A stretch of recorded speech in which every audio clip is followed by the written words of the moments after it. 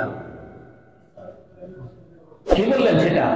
সেখানেও ধোঁকা দিলেন, মৃত্যুর মধ্যেও ধোঁকা দিলেন, কবরে রাখলেন, ধোঁকা দিলেন। কার মিল্লাতে রাখলেন? ওই তো মেসির মিল্লাতের লোক, ওই তো হইল সেই সালমান শাহ মিল্লাতের লোক, ওই হইল অমুক মিল্লাতের লোক, রাসূলের মিল্লাতের লোক নয়। আপনি বুকের উপরে হাত রাখলেন আর বললেন বিসমিল্লাহি ওয়া আলা মিল্লাতি রাসূলিল্লাহ। ধোঁকা, সেটা কি ধোঁকা? ধোঁকা দেওয়া হচ্ছে। আমি অনুরোধ করব, আল্লাহর কোরআনের আয়াতের অনুযায়ী আপনি মুসলমান হন। বিসমিল্লাহি ওয়া আলা মিল্লাতি রাসূলিল্লাহ তখন ইমাম সাহেব বলবে, আল্লাহ বলবে সাদ্দাকতা আব্দি, ঠিক, লোকটা কোরআন এবং সুন্নাহর উপরে, সে হইল আমার রাসূলের মিল্লাতের লোক।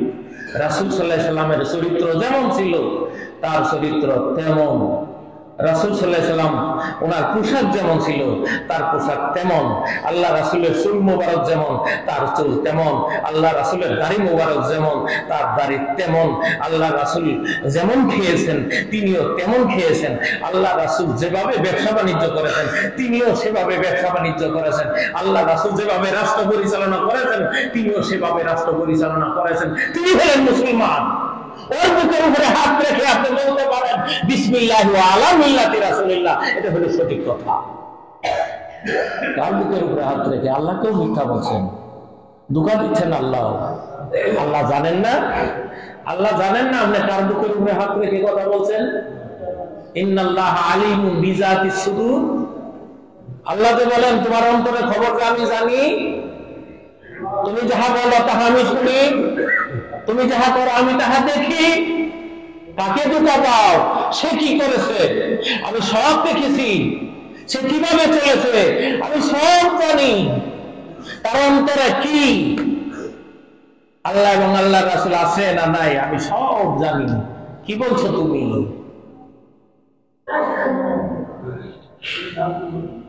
আমি বলতে চাই আমরা আল্লাহর দিকে চলে আসি।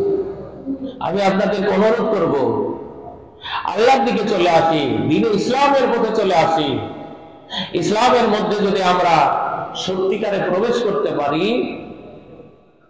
আমরা যদি পুরাপুরি ভাবে ইসলামের মধ্যে প্রবেশ করতে পারি, তাহলে আমরা সফলতা অর্জন করতে পারবো।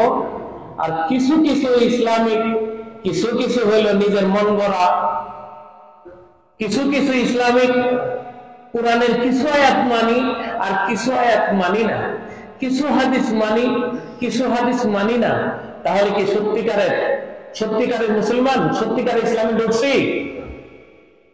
আল্লাহ বললেন পুরাপুরি ভাবে তুমি ইসলামে প্রবেশ করো। আংশিকের কথা কোথাও কেউ বলতে পারবেন না যে আল্লাহ কিছু কিছু ইসলামে আসো আর কিছু কিছু ইসলাম ছাড়াই চলো। এরকম অনুমতি আমার আল্লাহ কাউকে দেন নাই, এরকম অনুমতি আমার রাসূল কাউকে দেন নাই।